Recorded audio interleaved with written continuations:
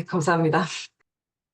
예, 그 유클리드 기하랑 비유클리드 기하 시간 돌아왔고요. 지금까지 어떤 흘러온 얘기들에 대해서 한 차례 좀 정리를 좀 드립니다. 그러니까 그 정영훈 교수님께서 한 차례 설명해 주신 것처럼 절대 기하학이라는 어떤 그 워딩을 저희가 쓰는 어떤 범주 안에서, 즉 다시 말해서 유클리드의 5가지 공리 중에서 마지막 공리를 배제하는 가운데 어디까지 얘기를 확장할 수 있는지의 라인에서 비유클리드 기하의 기준을 잡았는데, 좀 워딩을 좀 더 구체적으로 잡으면 하나가 사형 기하, 그리고 다른 하나가 쌍곡기야. 그래서 저희가 적어도 유클리드 기하에 대해서 이제 어떤 논지들을 오늘부터 해서 보완나가는 거에 대해서 비교할 수 있는 비교군을 확보해 놓은 가운데 디스커션을 시작할 수 있다고 생각을 하고 있어요. 그래서 지금 이 시간이 시작이 되는 어떤 과정에서 사형 기하란 무엇이고 쌍곡 기하란 무엇인지에 대해서 그리고 이 시간에 들어오시는 분들이 어떤 수식에 대한 어떤 그런 정합들을 맞추는 것들에 대해서 훈련이 충분히 안 되어 있다는 전제 하에서 그림으로서 설명을 하려고 애를 좀 써왔거든요. 그래서 그런 가운데 어떤 얘기들을 좀 나누면 어떨까 생각을 좀 하고 있습니다. 슬랙에 아주 초반부에 올려놓은 정경 교수님 레퍼런스보다는 왜냐면 이게 지금 레코드로 남는 거다 보니까 그 이제 요거를 기준으로 말씀을 좀 드릴 건데, 그래서 이제 정경 교수님 설명 한번 해주신 것처럼 28번까지의 공리에 대해서는 이제 평행선 공준이랑 상관이 없거든요. 그래서 저희가 기본적으로 유클리드 기하의 논법을 따라 가지고 이 논증을 하는 부분들에 대해서 이 자체도 살펴볼 수가 있고, 그리고 사실은 올려주신 레퍼런스를 토대로 제가 그 자체 공부를 할 수가 있고요. 또 그 라인과 별개로 이제 구체적으로는 사형 기하랑 쌍곡 기하랑 비교하면서 어떤 얘기들을 볼 수가 있다고 제가 생각하고 있어요. 그래서 오늘부터는 좀 그 방식으로 좀 얘기들을 좀 만들어 나가보면 어떨까 싶거든요. 그래서 저 1번부터 28번까지의 명제들을 각자가 편한 방식대로 읽어나가는 가운데, 거기서 디스커션들이 발생하는 것들 라인에서 어떤 것들을 이제 줌인할 것들은 줌인하고 줌아웃할 것들은 줌아웃하면 어떨까 싶거든요. 제 개인의 의견에는. 그래서 그런 의미에서 명제 1번을 한번 좀 같이 오늘 디스커션을 좀 나눠보면 제 생각에 시간 오늘 그걸로 충분히 다 보낼 수 있을 거라고 생각을 좀 하고 들어왔거든요. 명제 1번을 제가 한번 간단하게 저희가 이 시간에 오리엔테이션으로 얘기할 때 얘기를 했었고, 혹시나 괜찮으시면 슬랙에 정경훈 교수님께서 올려주신 레퍼런스를 보면 그 설명들이 굉장히 재밌고 실제로 요긴한 설명들이 많아요. 이게 어떤 점에서 이제 비약이 있는지에 대한 설명들을 포함해서. 근데 그거는 제가 이 레코드로 남는 거에서는 이렇게 공유를 하지는 않을게요. 제가 쓰고 계시는 그 책이니까. 그래서 그것들을 각자가 보시는 어떤 요긴할 것 같으시면 이 시간에 함께 보시는 가운데 얘기들을 이제 참여해 주시면 좋을 것 같아요. 그래서 간단하게 이제 보면 유클리드의 첫 번째 명제는 정삼각형을 작도할 수 있다는 거고, 어떻게 되어 있냐면 그냥 제가 이제 그냥 이 그림 가지고 그냥 다시 한번 똑같은 오리엔테이션 했던 말을 그냥 간단하게 다시 얘기할게요. 이 점 잡고 이거 점 두 개가 있어요. 그러면 유클리드 공리 중에서 어떤 게 있냐면 원의 존재성을 보장을 해놨거든요. 그걸로 인해서 이 점이 중심이고 이게 반지름이 되는 원을 작도를 해요. 괜찮죠? 근데 또 한편으로는 다른 게 뭐가 있냐면 이 점과 이 점을 기준으로 해가지고도 이 점이 중심이고 이게 반지름이 되도록 하는 원을 역시 마찬가지로 작도를 할 수가 있어요. 괜찮죠? 그러니까 적어도 이제 여기서 괜찮죠라는 건 유클리드가 아마 직관적으로 동의했을 방식의 센스에서 괜찮죠라고 하는 얘기고요. 그러면 지금 여기서 두 점을 통과를 할 테니까 이 점을 생각하면 이 반지름 두 개의 길이가 같아야 되고 이 반지름 두 개의 길이가 같아야 되니까 결과적으로 정사각형이 작도가 되어진다 라는 라인이고, 마찬가지로 이렇게 생각하더라도 정사각형이 작도가 된다라는 생각의 방식인 거죠. 그리고 지금 평행선이 만나지 않는다는 게 이 지금 사실에선 쓰인 게 없어요. 그냥 단순히 원을 저희가 작도할 수 있고, 그리고 원 두 개가 이렇게 두 점에서 만난다라고 하면 그러면 사실 오케이인 상황이란 말입니다. 괜찮죠? 그래서 제 개인의 생각에는 오늘 요거에 대해서 한번들 생각들을 해보시면서 또 올려주신 레퍼런스에 대한 어떤 코멘트들을 참고하시면서 상상들을 조금 해보면 어떨까 싶고, 그리고 저는 어떤 얘기들을 좀 해드릴 생각이냐면, 저기서 지금 사용기하나 쌍곡기하로 틀 때 구체적으로 뭐가 그러면 달라진다는 것이. 또 근데 사실 저희가 이제 좀 상상할 수 있게 저희가 얘기를 해놨다고 생각은 하거든요. 좀 그 대화들을 좀 만들어 나가면 어떨까 싶어요. 그래서 일단 좀 자유롭게 좀 돌아가면서 좀 혹시 저 그림 보시면서 좀 어떠신지를 일단은 좀 각자의 좀 상들을 좀 만들어 놓기 위해서. 근데 증명은 말 이해 가시죠? 어떤 식으로 생각한 건지. 두 점 찍고 한 점을 기준으로 해가지고 중심을 갖도록 원 만들고, 다른 점을 기준으로 해가지고 똑같은 길이를 반지름 갖도록 원을 만들면 두 점에 딱 통과하니까 그 점들 찍으면 각각의 정사각형이 작도가 된다라는 아주 간단한 직관이에요. 그렇죠? 제 1번 무려 이제 1번 명제란 말입니다. 자, 혹시 이거에 대해서 어떤 시야들을 좀 갖고 계신지, 어떤 관점들을 갖고 계신지 좀 약간 나이브한 센스 괜찮습니다. 그 얘기를 해주시면 뭐 그런 얘기도 괜찮아요. 뭐 당연한 얘기 아니냐. 이것도 좋고 그 어떤 점이 좀 파고들 만한 게 있을까? 좀 상상들을 좀 나누셔도 괜찮을 것 같습니다.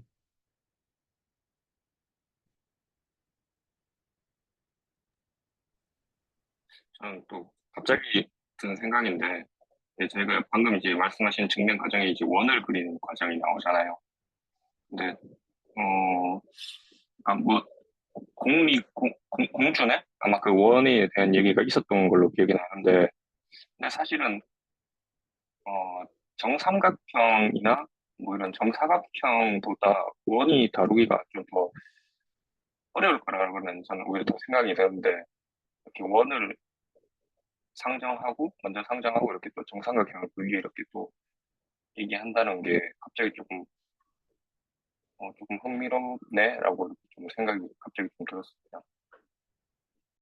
네, 그냥 일단 자유 토론을 좀 하고 싶거든요. 어떤 식으로 어떤 감상들을 하시는지에 대해서. 그래서 포인트들을 좀 충분히 좀 말씀들을 좀 해주시면 그걸 토대로 해서 혹시 정용 교수님께서 해주실 코멘트가 있으면 좀 먼저 좀 충분히 좀 듣고 저도 이제 어떤 얘기들 하고 싶은 게 있으면 좀 말씀드리겠습니다.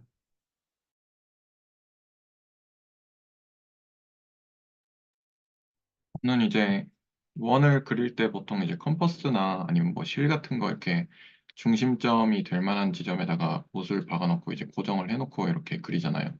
그래서 이제 원이라는 게 그리고 이제 컴퍼스라는 도구가 저는 이제 길이를 재는 도구라고 이제 생각을 하고 있어서 그 길이가 일정한 지점들 에 대한 생각이 좀 있고 그래서 이제 정삼각형을 그린다는 것도 그, 그 공유해 주신 레퍼런스 보면 그 삼각형이 아니고 삼변형이라고 이렇게 써주신 부분이 또 있는데 그런 측면에서 이제 길이가 다 모두 다 일정하다. 그게 사실은 일정하다라는 게 어떻게 보면 지난 시간 레코드에 있었던 어떤 불변량 이런 거랑도 조금 연관성이 있을 걸로 저는 생각을 하고 있거든요. 그래서 이제 뭐 원이나 정사각형이나 사실 저거 원을 계속 그려나가다 보면 뭐 정육각형도 나오고 하니까 그렇게 이제 확장될 수 있는 부분에서 이제 길이가 일정하다라는 부분을 조금 짚고 넘어가면 어떨까 생각이 들었습니다.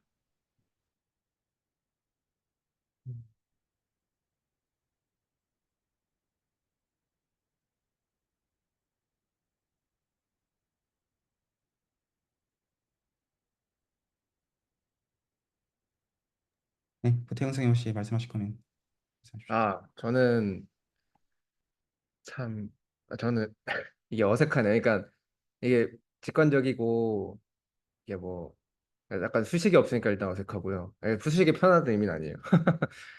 그리고 아까 이제 저도 알기로는 이제 이게 컴퍼스랑 뭐지? 그러니까 어떤 우리가 자를 쓰진 않는다고 들었어요. 그러니까 뭔가 작도를 할 때. 근데 그러니까 제가 제대로 알고 있는지 모르겠어요.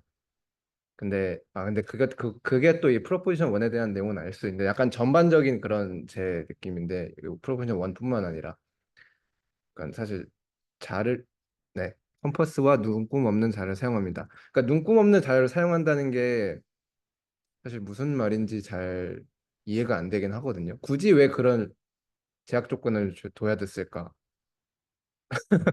눈금 만드는 거 쉽잖아요. 그냥 뭐 그게 어떤 게 1인지는 몰라도 어떤 값에 1배, 2배, 3배 뭐 그렇게 할 수는 있잖아요. 근데 왜 굳이 그걸 했을까? 그런 느낌이 일단 들고요. 이 프로포지션 1에 대한 거는 사실 너무 이건 걔가 깊게 생각을 안 해서 사실 이거는 뭐랄까 느낀 점이 많이 없어요. 그냥 그렇게 그냥 너무 직관적이라 별 생각이 없습니다. 그 정도입니다.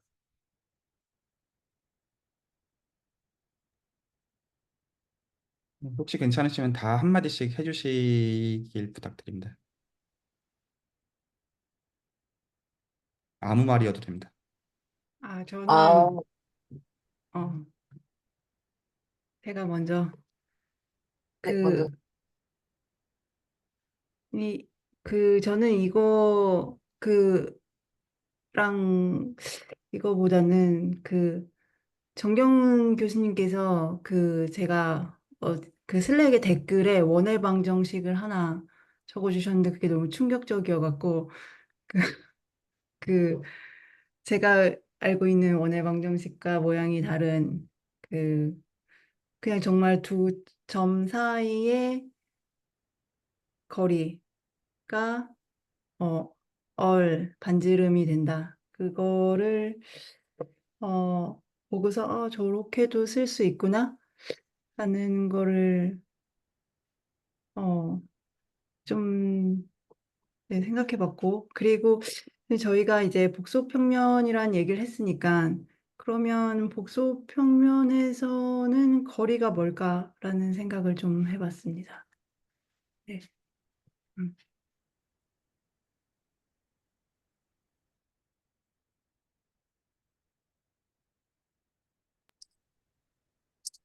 네, 저는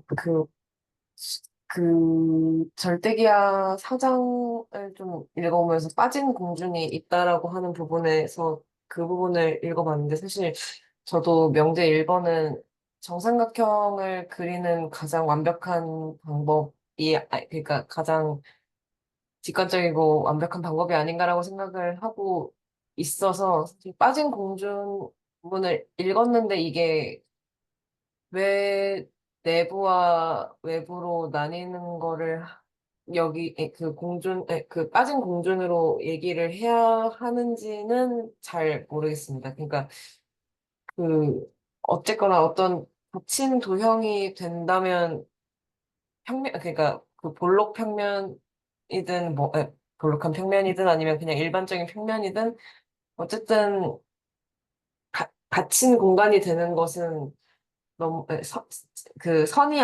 선이 아니고 두 선이 아니면 갇힌 공간이 되는 게 너무 당연한데 그러다 보니까 음 이게 뭐 그냥 지구처럼 구형이라고 생각했을 때 여기에다가 그냥 선을 이렇게 놓으면 그 선이 다시 원이 되니까 그래서 이거를 빠진 공준이라고 그러니까 이게 평면이 아니고 그러니까 저희가 지금 얘기하는 비유클리드 기하라는 뭐 쌍곡기하 뭐 이런 관점까지 고려해서 빠진 공준이라고 하는 건가라는 생각이 좀 듭니다. 사실 빠진 공준이 그냥 일반 평면상 절대기하상에서는 왜 빠졌다고 하는지 잘 모르겠습니다. 너무 당연한 얘기 같아서요. 네.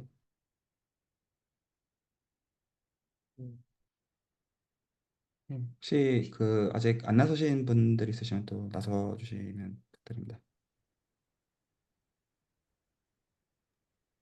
저는 이 자체보다는 약간 유클리드 기하가 요즘 제가 뭐 고등학교 때 뭐 관련돼서 벡터나 이런 거 문제 풀 때도 항상 뭐 풀이나 이런 거에서 느꼈던 거지만 보통 좌표 같은 거를 두면은 다 되잖아요, 요즘은. 근데 약간 유클리드 기하가 되게 공준만으로 계속 공부를 하고 약간 교육 과정에도 다뤄지고 약간 이렇게 보려는 게 계속 있는데 여기에 대해서 어, 어떤 가치가 있을까? 유클리드 기하를 약간 순수하게 좌표나 이런 거 없이 그거에 대해서 혹시 뭐 배경에 대해서 좀 아시는 게 있을까요?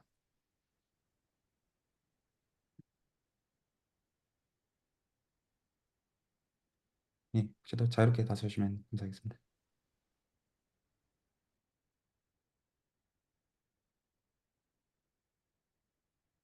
저도 제가 되게 이 공유해주신 사장 부분 재밌게 읽었는데요. 근데 이걸 읽으면서 전반적으로 해본 생각이, 그, 저희가 뭐, 소위 플라톤적인 이데아의 세계 같은 거를 구축하려는 그런 어떤 의지 같은 것을 볼 수가 있었어요. 순수하게 어떤 감각 세계랑 관계가 없는 어떤 논리만으로 이루어진 세계를 구축하고자 하는 뭐 그런 시도 어, 라고 보였는데 이제 중간중간에 정경훈 교수님께서 코멘트 해주신 부분을 보면 이제 그게 많은 허점을 갖고 있다. 그런 점도 재밌었고, 그리고 그 어떤 중간에 또 코멘트 해주신 부분에 어떤 제한된 개수의 공리만으로 어떤 완벽한 체계를 구축할 수 없다. 그런데 또 재밌게도 수학자들이 또 그게 불가능하다는 것도 증명을 한다는 점이 재미있었고, 그런데 이제 수학에서 어떤 이런 식으로 논리적인 체계를 구축하려는 그런 방식이랑 그건 어떤 되게 여기서 또 중간에 글을 보면 유클리드가 이제 컴퍼스를 가지고 증명하는 것조차도 되게 불편하게 여겼다는 얘기가 나와요. 이제 컴퍼스가 움직일 수 있으니까 아무래도 감각세계의 어떤 그런 것들을 배제하려고 한 것 같아요. 그런데 이제 또 수학의 어떤 다른 부분에서 이제 제가 이제 외부에서 이제 보면 어떤 되게 감각적인 세계를 수학적으로 모델링하고자 하는 뭐 그런 의지들이 되게 많이 보여요. 그래서 그 두 가지 면들이 교차하고 수학 내에서 교차하고 있다는 점이 재밌었습니다. 네. 음. 구태영 선생님 혹시 하실 말씀 있으시면 말씀하시고요. 마이크 켜두셔서. 아닙니다. 일단 네, 없습니다. 괜찮으시면 정경훈 교수님 한 차례 코멘트 해주시면 될 것 같습니다.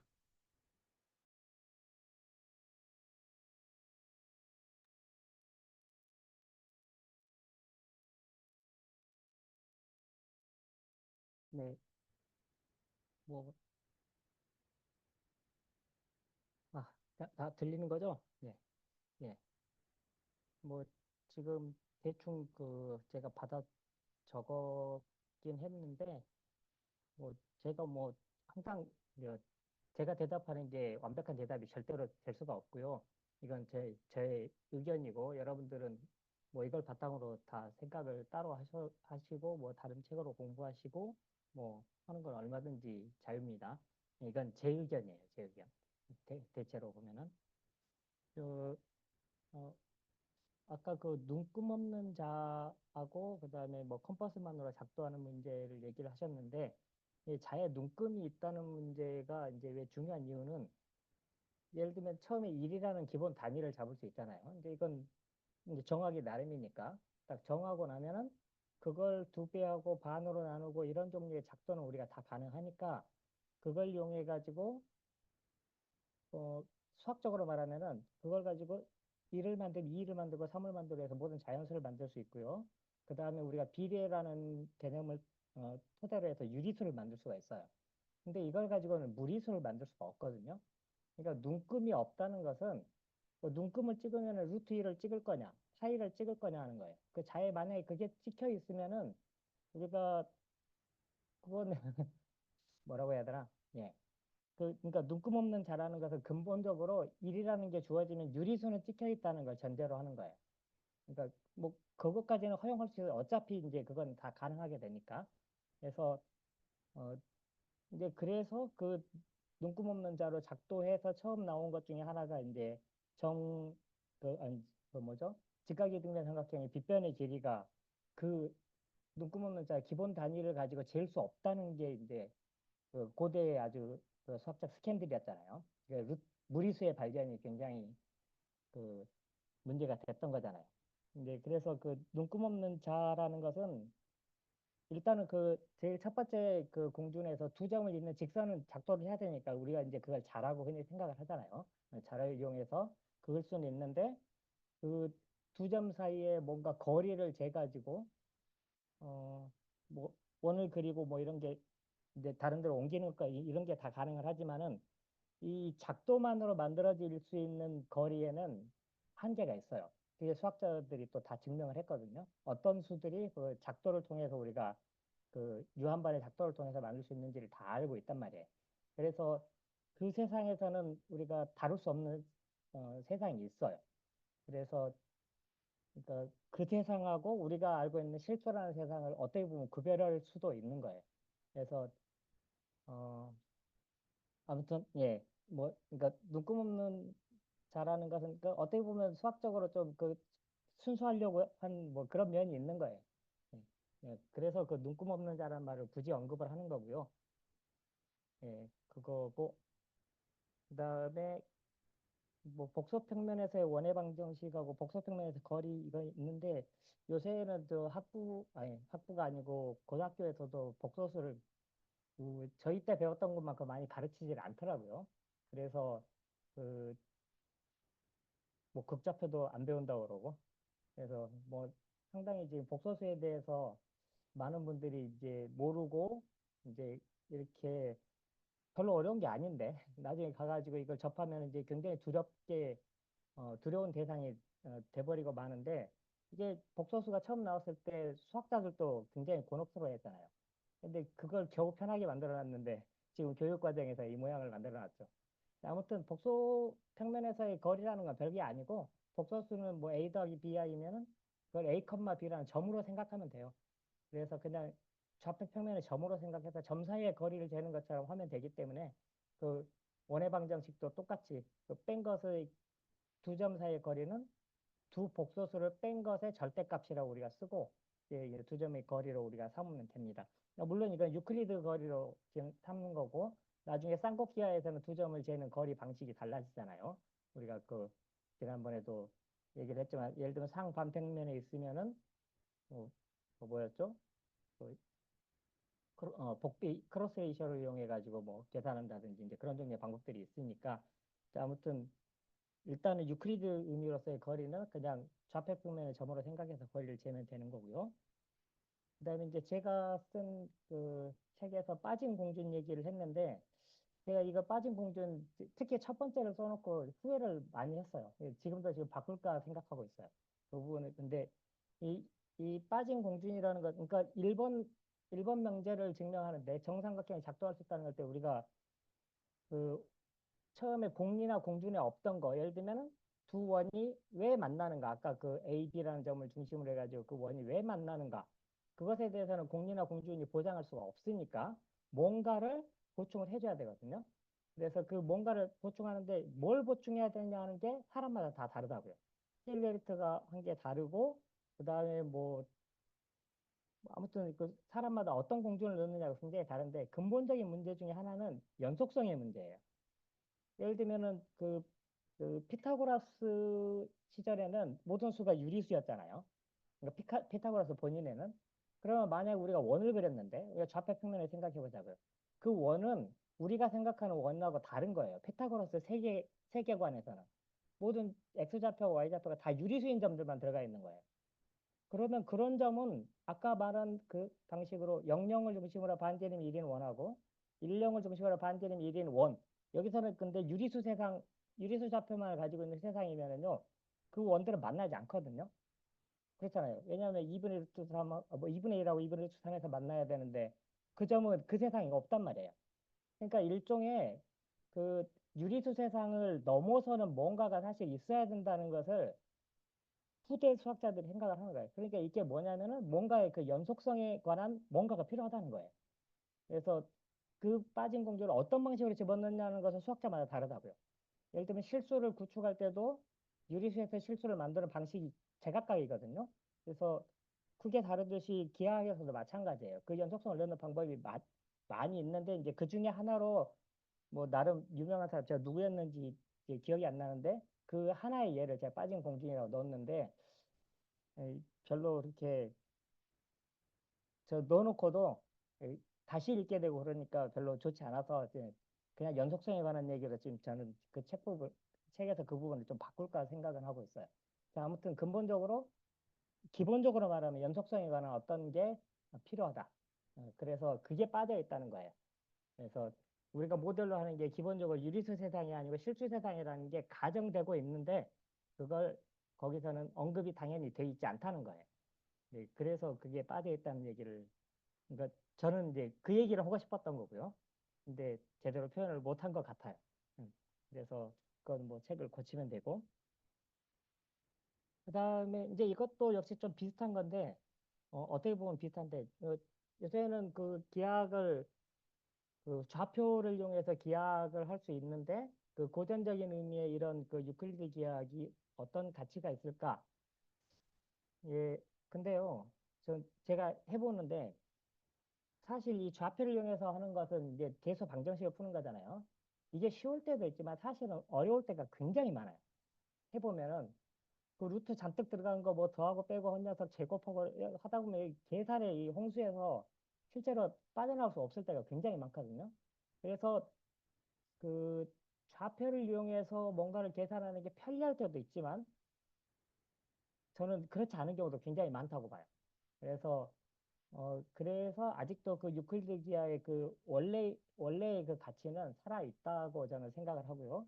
그 다음에 그 예를 들면 쌍곡 기하를 한다든지 다른 종류의 기하학을 하면은 이제 더 이상의 우리가 사용하는 이런 종류의 좌표를 사용하지 않을 거잖아요.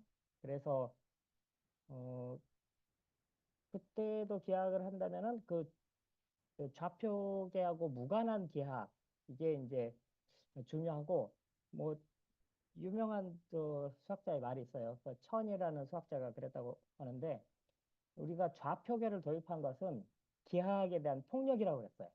그래서 어떤 사람은 그런 식으로까지 말을 하거든요. 그래서 기하학자들, 순수 기하학자들 중에는 좌표가 없는 기하학이 진짜라고 생각을 하는 사람들이 있어요. 예, 뭐 이건 뭐 개인 의견일 수도 있고 좌표가 편할 때가 있으면 편할 때 사용하고 그리고 좌표는 사실은 그 좌표를 사용한 우리 R2라는 녀석은 유클리드 기하학의 아주 전형적인 모델이라고요. 그래서 모델을 사용해서 계산할 수 있으면 그걸 계산하는 게 좋은 거예요. 예, 좋은 건데 그 모델하고 별개로 공립체계로 이렇게 어떤 걸 구축하는 것은 또 다른 문제고 그게 또 좋을 수도 있고 그렇죠. 예, 그래서 이제 뭐 그런데 또 이제 유클리드 기하학도 사실 하다 보면은 그 원 한 10개쯤 그리고 나면은 이제 그림도 뭐 헷갈리고 도저히 이제 뭐가 안 되죠. 그리고 좌표를 사용했을 때 좋은 점이라면은 보조선을 덜 그려도 돼요. 대부분의 경우에는. 그 좌표만 가지고 계산을 하다 보면 보조선을 그리지 않고도 뭔가를 계산할 수 있을 때가 많이 있기 때문에 뭐 좋은 점도 있죠. 예, 그렇습니다. 그다음에 그 아까 그 플라톤적 이데아 부분은 상당히 지금 제가 좋은 말을 들어가지고 제 책에 어떻게든 반영을 좀 해볼까 제가 그렇게 생각을 하고 있습니다. 예, 그리고 뭐 예를 들면 제한된 개수만으로 뭐 완벽한 수학 체계를 만들 수 없다 이런 것은 그 뭐 gödel의 불완전성 정리라든지 뭐 gödel의 그 정리에 관해서 수없이 많은 문서들이 있고 뭐 사실 그 정리를 완벽하게 이해하기는 좀 기본 아이디어는 알고 있지만 완벽하게 이해하고 있지는 않아서 뭐 제가 대답할 수 있는 건 못 되는 것 같습니다. 네, 일단은 이 정도로 답할 수 있을 것 같습니다. 네, 혹시 정영훈 교수님께서 해주신 코멘트 관련해서 어떤 그 도로 질문이나 어떤 코멘트가 있으시면 먼저 좀 듣고 싶습니다.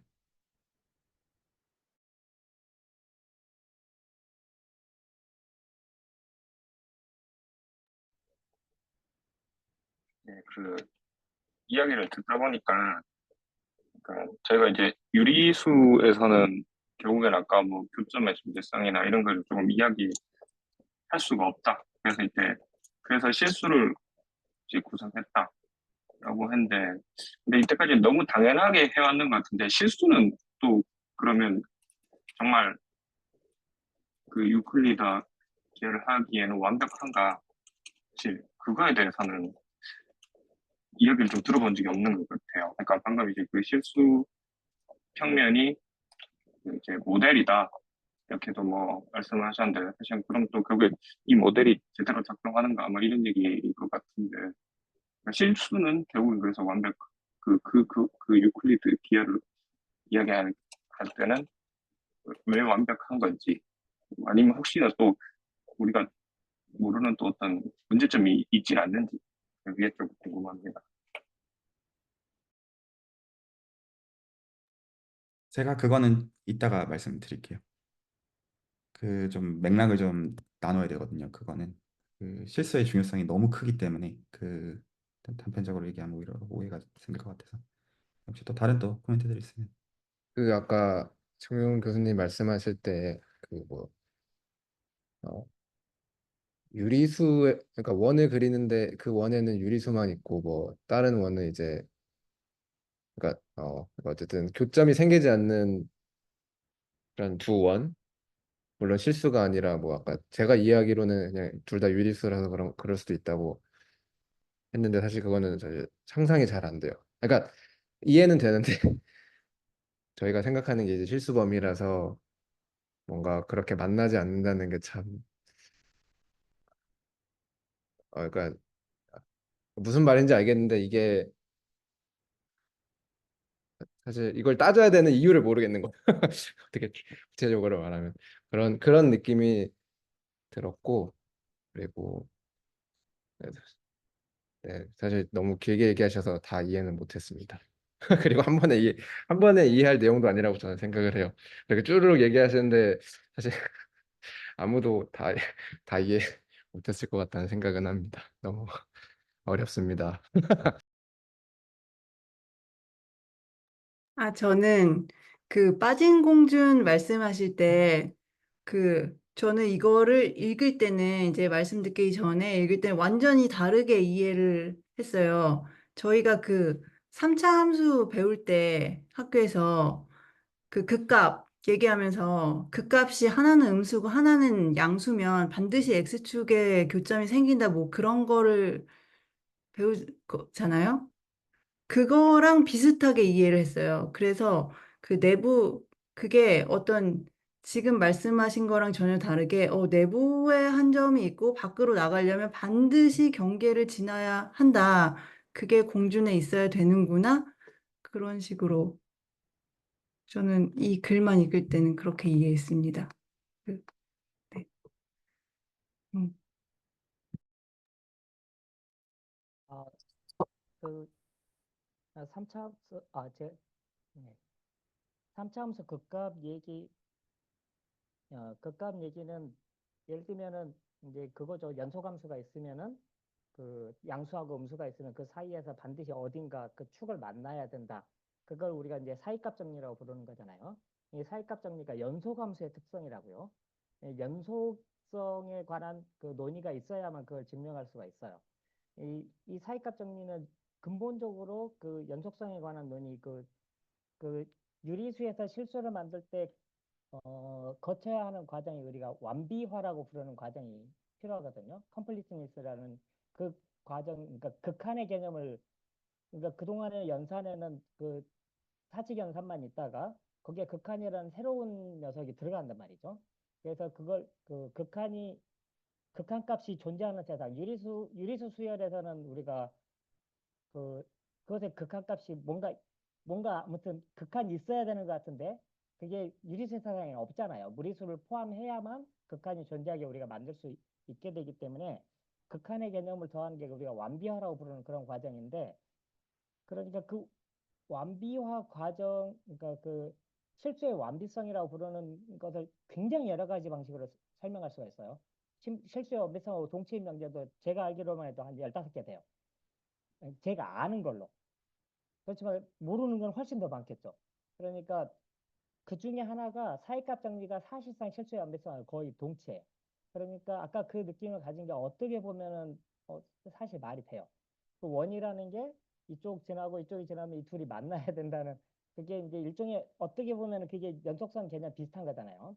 그래서 예를 들면 높이 차를 비교해 보면 그 차라고 부르는 녀석이 연속적이라고 생각을 하면은 그 차가 어딘가는 0이 되는 게 반드시 존재한다는 게 이제 우리가 직관적으로 우리가 생각하는 거니까요.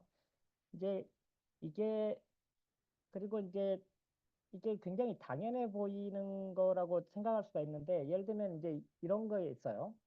어떤 폐곡선, 닫힌 곡선이 있는데 그 안에 점에서 그 이게 제가 지금 설명하려고 했던 게 이건데 닫힌 곡선이 있으면 평면이 닫힌 곡선에 의해서 근본적으로 두 개가 나뉘어요. 닫힌 곡선이 둘러싸고 있는 내부하고 닫힌 곡선의 바깥쪽이라고 부르는 외부로 둘러 나뉜다는 게 직관적으로 굉장히 당연해 보이죠.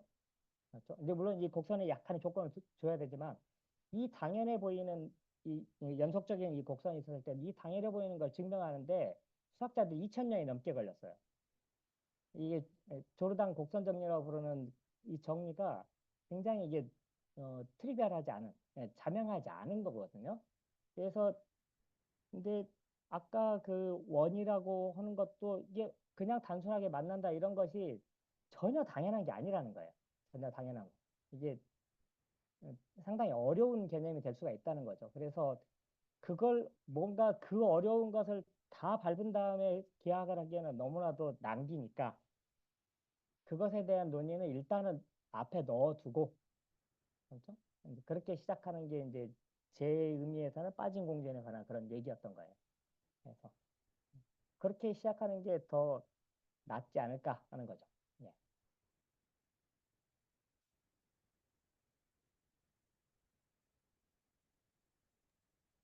이거는 약간 다른 데로 셀 수 있는 이야기일 것 같기는 한데, 그 보통 이제 연산이라는 게 사칙 연산으로 주로 만드는데 극한이 다른 연산이라고 하셨잖아요. 그래서 극한을 하나의 연산, 그러니까 다른 독립적인 연산이다라고 생각해 본 적은 없었는데 이제 그렇게 말씀하시니까 그것도 조금 생각해 볼 만한 포인트가 될 것 같습니다.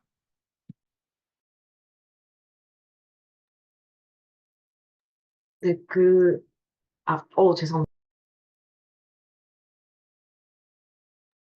얘기하세요. 예. 네. 저는 아무래도 아까 빠진 공준에서 혹시 대학에서 열렸다랑 닫혔다, 그런 용어를 혹시 따로 정의하는 게 있는지 궁금해서 한번 여쭤보고 싶었습니다.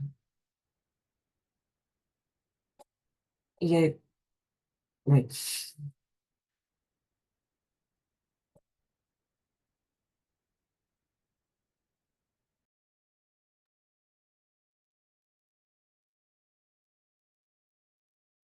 예. 아까 제가 극한 연산이라고 말한 것은 이제 물론 그것도 정확하게 얘기를 해야 돼요. 그러니까 극한이 연산이라고 하는 것은 좀 약간은 좀 말이 좀 어폐가 있는 것 같은데 극한이라는 건 이제 극한이라는 개념이 사칙 연산하고는 좀 구별되어 있는 뭔가라는 거예요.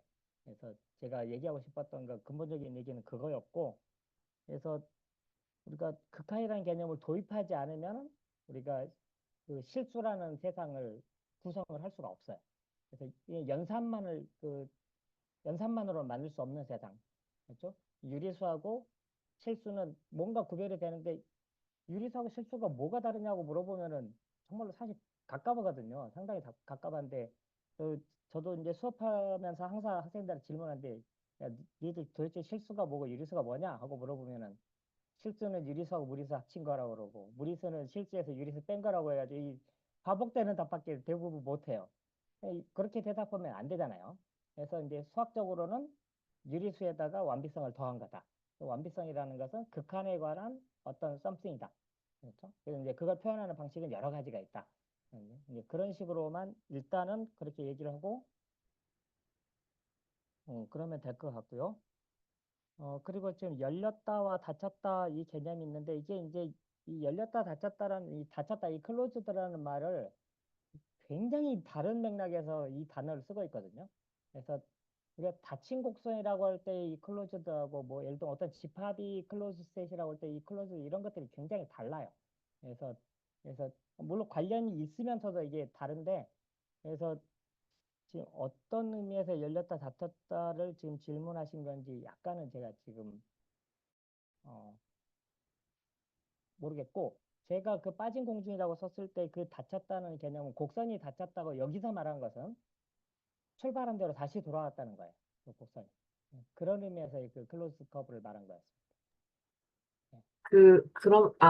근데 그러면은 이거는 이제 평행선 공준이 어쨌든 포함되지 않은 범위인 거잖아요. 근데 평행선 공준 같은 경우에는 이제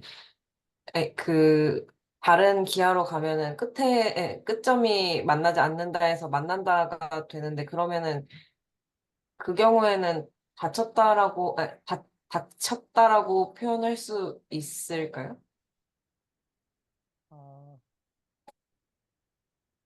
일단 그 쌍곡기하에서는 만나지 않는 게 맞고요. 그다음에 사형기하에서는 그 만나는 무한 원점을 포함하는 거니까 거기서는 끝점에서 만나고 그 점을 포함하면은 일종의 그게 뭐 이어졌다, 닫혔다라고 말을 할 수가 있죠.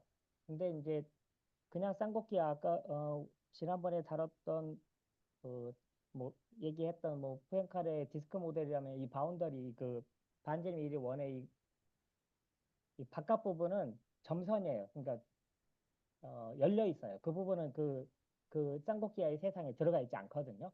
그래서 그 부분은 그 열린 부분이라는 거. 그래서 아, 그 부분에 있는 점들은 아이디얼 포인트라고 해가지고 가상으로 다루면 편한데 쌍곡기와의 점은 아닌 거죠. 네. 네, 감사합니다. 지금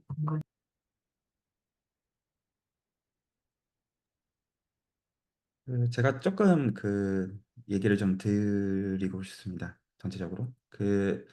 저는 어떻게 좀 얘기들을 앞으로 좀 하고 싶냐면, 저는 좀 구체적인 예시들을 좀 가급적 많이 좀 드려보려고 하거든요.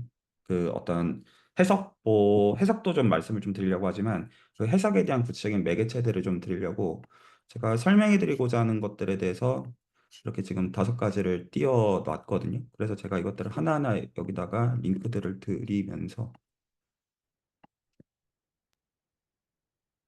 맥락들을 그냥 여기다 링크 안 드리고 그냥 어쨌든 하나씩 좀 설명을 좀 해드리려고 좀 해볼게요. 일단은 저희가 보았던 이 그림에서 뭐를 의심할 수가 있냐면, 이 그림은 유클리드 기하를 기준으로 그림을 그려 놓은 거죠. 혹시 동의가 되시나요? 그런데 저희가 어떤 것들을 이제 동의를 다 함께 했냐면, 그 사형기하에서는요, 그 직선과 원을 사실은 분리할 필요가 없다, 뭐 이런 얘기들을 저희가 했잖아요. 그러니까 직선이라고 하는 거가 더 이상 이렇게 정말로 우리가 생각하는 방식의 직선으로 한정할 이유가 없어요. 이 그림을 유클리드 기하를 한정해서 그린 그림이 아니라면요. 혹시 동의가 되시나요? 그러니까 물론 유클리드 기하에서는 이 그림이 맞죠. 근데 저희가 이미 동의한 거는 직선이라는 게 더 이상 그런 의미가 아닐 수 있음에 대해서 동의를 한 거잖아요. 혹시 동의를 하시나요? 그래서 그걸 기준으로 해가지고 그림을 본다고 할 때 이게 가장 직관적인 그림이에요. 그래서 지금 평행선 두 개가 이런 센스에서 생겨지는 경우가 삼각형이 이거고요.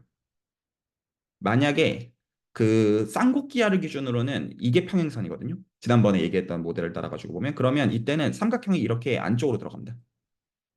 좀 그럴듯한가요? 지금 이 그림에서 핵심은 지난주 대화에 따르면 이 아이디얼 바운더리라고 지금 말씀하신 그거에 대해서 직각으로 만나도록 한 투앙카레 디스크 모델이에요.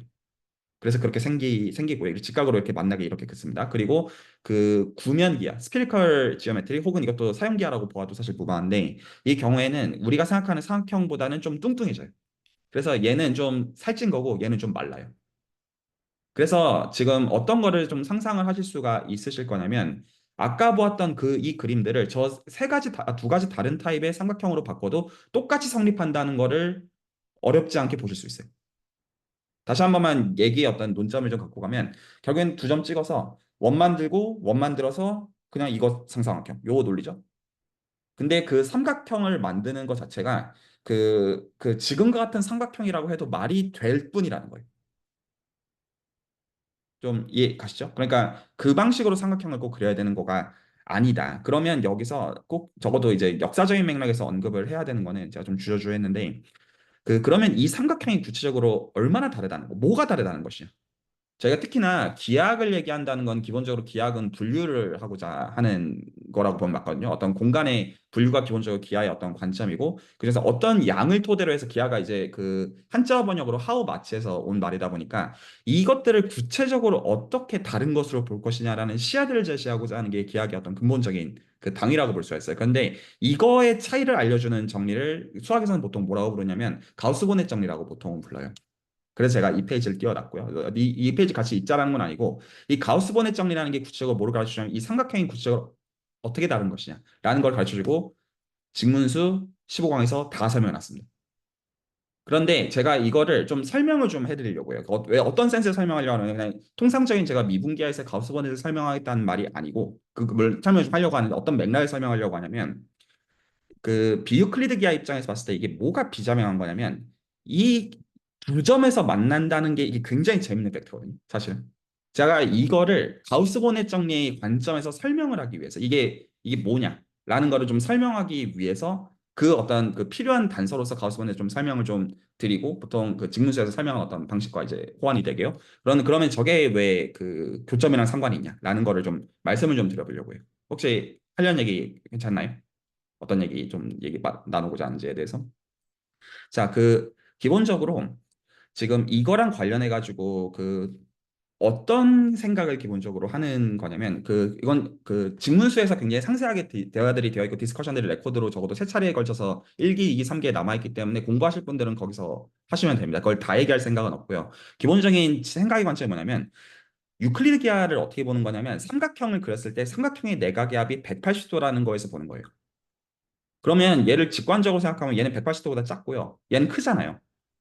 근데 사실 이거는 별 의미 없는 얘기라고요. 그냥 우리가 봤던 유클리드 기하의 입장에서 그림을 봤을 때 180도 작음, 큼. 뭐 이건 약간 좀 어쩌라고에 가까운 약간 그런 거고 그냥 관찰이 그렇다는 것이지. 이거에 대해서 실제로 정확하게 그 따지는 거를 가우스 번의 정리라고 부르는데 스테이트먼트가 있어요.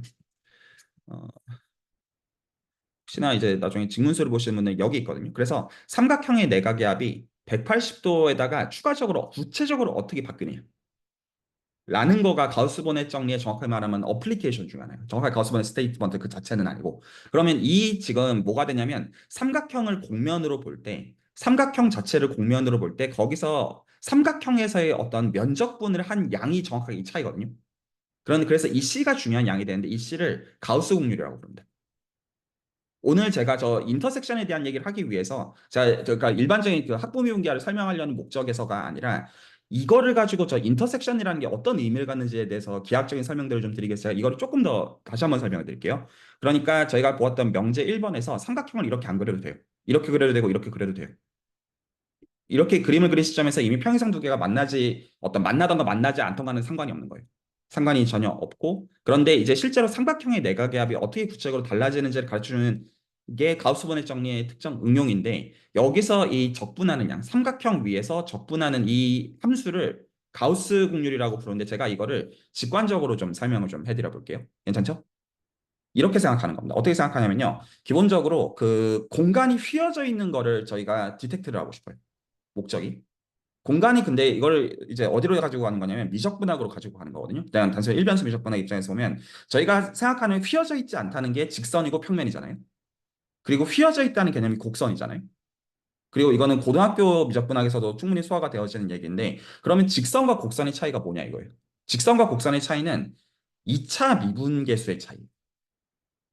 자, 이거는 그 여기 계신 분들이 알아들으셔야 되는 걸 가지고 언급을 하면 되냐면 어떤 그 일변수 미적분학을 거치지 않고선 저는 이거보다 더 내려가서 설명할 길을 아직은 몰라요. 그래서 기본적으로 저희가 어떤 곡선에 대해 생각하는 거는 이게 곡선이 사실 이제 딱 직선이 되는 경우고 이렇게 되는 경우가 있고 이렇게 되는 경우가 있어요.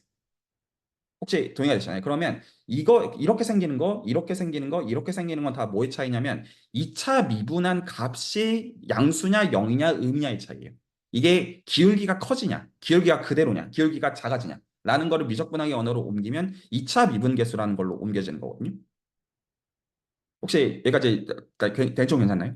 그래서 저희가 어떤 이제 곡선이라는 입장에서 볼 때 곡선을 어떻게 어떤 보는 거냐면 이건 이제 어떤 기본적으로 미적분학을 배울 때도 소위 말해서 이제 어떤 아크랭스 파라미터라이제이션을 가지고 두 번 미분한 걸로 커브레이지 계산한 이것들 다 똑같은 미적분학에서 사실 다 배우는 그 얘기들이 되는 건데 그러면 저희는 이 곡선에 대한 어떤 휘어짐이라는 이 관점을 2차 미분계수로 볼 거예요. 곡선이 주어져 있으면 그래서 물론 엄밀하게는 이제 유니스피드 파라미터라이제이션 잡아서 근데 뭐 대충 다 그렇다 치고 그러면 저희는 곡면을 먼저 준 다음에 지금과 같은 그 그림을 같이 생각을 다시 해보시면 이게 다 곡면이잖아요. 곡면 삼각형을 기준으로 얘기하는 겁니다. 곡면이잖아요. 그래서 저희는 이 곡면을 이거는 안 휘어져 있다고 얘기하고 싶고 얘는 좀 휘어져 있는데 휘어져 있는 방식이 다르다고 말하고 싶어요. 그러면 그거를 수학적으로 어떻게 말할 거냐라는 걸 설명을 해드리려고 하기 위해서 곡선의 휘어짐이라는 게 뭐냐? 곡선의 휘어짐이라는 거는 2차 미분계수를 보는 것이다. 혹시 괜찮나요? 그래서 미적분학이 들어오긴 합니다. 그러면 이렇게 하는 거예요. 우리가 아는 거는 곡선의 휘어짐밖에 없어요. 우리가 아는 거라고는. 그러면 그거를 가지고 지금 삼각형과 같은 곡면의 휘어짐을 기술하고 싶거든요. 그러면 관건은 뭐냐면 어떻게 해야 곡선의 휘어짐으로 떨어뜨릴까요? 근데 지금 있는 대상은 아주 나이브하게 보면 2차원 대상이잖아요. 그래서 어떻게 해야 내가 알고 있는 곡선으로 떨어뜨려야지만 휘어짐이라는 거를 얘기하는 게 가능한 거예요. 혹시 말이 이해가셨나요? 그럼 제가 이거를 직문서에서 설명한 방식대로 그냥 그대로 한번 얘기해 볼게요. 어떻게 하냐면 곡선을 하나 마음속으로 나이브하게 생각을 하십시오. 아무거나. 그렇죠? 이렇게 어떤 이제 구면에서 이런 곡면을 생각하셔도 되고, 뭐 쌍곡기야, 뭐 뭘 생각해도 사실 상관없어요. 그러면 곡면을 하나 나이브하게 그냥 예를 들어서 3차원 공간에 놓여 있다고 생각을 하십시오. 동의되시죠? 그러면 거기서 저는 한 점을 잡아서 이 점이 얼마나 휘어져 있는지를 알고 싶어요. 이해 가시죠? 그래서 제가 지금 세팅을 어떻게 했냐면 곡면을 R3 안에다가 놓고 사실 다 필요 없어요. 다 일반적으로 할 수 있는 얘기지만 이게 직관을 주기 때문에 이렇게 설명합니다. 곡면을 R3에다가 놓고 거기서 저는 이 점이 얼마나 휘어져 있는지를 알고 싶어요. 괜찮나요? 그럼 어떻게 해주냐면 이게 곡면이 그 3차원 공간 안에 있으니까 제가 이 곡면에서 바깥쪽으로 나가는 법선 벡터를 잡는 게 가능해요. 동의하시죠? 곡면 잡아요. 그럼 곡면에서 한 점 내가 관심 있는 점 찍어요. 그럼 그 곡면에서 바깥쪽으로 빠져나가는 점을 잡아요. 법선 벡터로서 벡터를 잡아요. 이해 가시죠? 그러면 여기서 뭐를 할 수가 있냐면 이 점을 잡았으니까 저희가 저평면을 하나 세울 수가 있죠. 내가 지구본이 있으면 이 점 찍고 거기다가 이렇게 그냥 하겠다는 이 뜻이고, 미적분학 입장에서 이게 소위 말해서 선형화예요. 리니얼라이제이션이에요. 다 구체적으로 할 수 있는 과정들이에요. 그러면 저는 이 저평면을 기준으로 이렇게 법선 벡터를 하나 잡을 거예요. 이해 가시죠? 근데 제 목적은 곡선을 만드는 게 목적이에요. 어디서? 내가 관심 있는 곡면에서. 그러면 어떻게 하냐면 지금 세팅이 곡면 줬고 점 줬고 저평면 있으면 이렇게 지금 벡터를 만들었어요. 이해 가시죠? 그러면 이 벡터 있죠? 지금 이제 답선 벡터, 노멀 디렉션. 이거를 포함하는 평면은 몇 개가 있냐면 무한개가 존재하죠. 이해 가시죠? 이렇게 무한개가 있어요. 이거를 포함하고 있는 거는. 그러면 이거를 포함하는 각각의 평면들을 저는 다 생각할게요. 모든 걸 다 생각할게요. 그걸 어떻게 하겠냐면 지금 이 평면을 기준으로 해가지고 이 원래 있었던 곡면 있죠. 이 곡면을 칼로 자를게요. 다시 한번 프로세스를 설명할게요. 저는 이 곡면에서 점을 찍고 법선을 잡아요. 법선을 잡아서 이 법선을 포함하는 평면을 다 생각할게요. 그러면 전 그 평면을 가지고 실제로 이 곡면을 슬라이스를 칠게요. 그러면 어떤 일이 생기냐면 이 평면을 기준으로 해서 뭐가 나와요? 곡선이 나오죠. 곡선이 나온 시점에서는 저희가 두 번 미분을 하는 행위를 가지고 곡선의 휘어짐을 계산할 수가 있어요. 그러면 우리가 실제로 한 거는 어떤 거냐면 이 지금 점에서 저평면의 이 어떤 수직으로 나가는 방향마다 지금 몇 개가 있지만 무한개의 방향이 있겠죠. 무한개의 평면들이 있겠죠. 이 각각의 평면들마다 이렇게 어떻게 보면 수박 자르듯이 딱 슬라이스를 쳐가지고 그러면 그 평면에서 곡선을 만들어가지고 그러면 거기서 휘어짐을 계산하는 게 가능하겠죠. 이해가 가시죠? 그 각각의 평면들마다요. 그러면 수학을 이제 조금 더 써주게 되면, 이제 위상수학을 써주게 되면 이 곡선의 이 어떤 두 번 미분한 값을 보통 이걸 커베이처라고 부르거든요. 이 양 중에서 최대랑 최소를 찾을 수가 있어요. 이게 어떻게 무한계의 어떤 선택지가 있는데 최대 최소를 찾지라는 게 되게 돼요. 그래서 그거는 팩트로 받아들이면 그러면 우리는 가우스 곡률이라는 걸 어떻게 정의하냐면 이 평면 각각에 대해서 곡선의 곡률을 구한 거에 최대 최소의 곱을 우리가 가우스 곡률이라고 정합니다. 이게 정의예요. 물론 저는 지금 수식 일부러 안 쓰고 설명하려고 이런 방식으로 지금 설명을 한 겁니다. 다시 한 번만 얘기를 정리할게요. 그림을 마음속으로, 왜냐면 이걸 저희가 그 교점이라는 거에서 제가 관점을 옮기기 위해서 제가 지금 이거를 설명을 하고 있는 겁니다. 다시 한 번만 모티베이션을 말씀을 드리면 제가 이 얘기를 왜 얘기를 드리고 있냐면 삼각형의 내각의 합이 180도랑 다른 거는 당연한 이야기인데 그림상에서 자명하는 센스에서 근데 이제 구체적으로 이게 얼마나 달라지는 거냐 180도보다 작아지고 커지는 거가 달라지는 거는 보정하는 양이 생기는데 어떤 거를 적분해서 나오냐면 가우스 곡률을 어떤 그 삼각형 위에서 적분한 양이 구체적인 차이거든요. 그래서 제가 지금 이거를 설명하고 있는 거예요. 어떤 양을 적분해야지 저게 이제 달라지느냐. 그래서 평면의 경우에는 가우스 곡률이 에센셜리 제로여가지고 이 양이 안 나오는 거고요. 쌍곡기에서는 이 양이 음수여가지고 이게 그래서 삼각형의 사이즈가 180도가 그래서 작아지게 되는 거고요. 내각의 합이. 그리고 어떤 지금 구면기하의 경우에는 이게 양수이기 때문에 그래서 이걸 다 더해주면 양수가 돼가지고 180도가 뚱뚱해지는 거예요. 그런데 이거를 어떤 식으로 해석해야 되냐면 공면이 주어져 있을 때 이 공면에 대해서 다시 한 번만 더 얘기를 하고 이제 이걸 토대로 해서 다른 얘기를 하기 위해서 제가 지금 이거를 깔고 있는 겁니다. 그리고 이것들에 대해서는 한마디로 듣고 이해할 거라고 생각하는 건 말이 안 돼요. 이건 굉장히 위대한 업적이에요.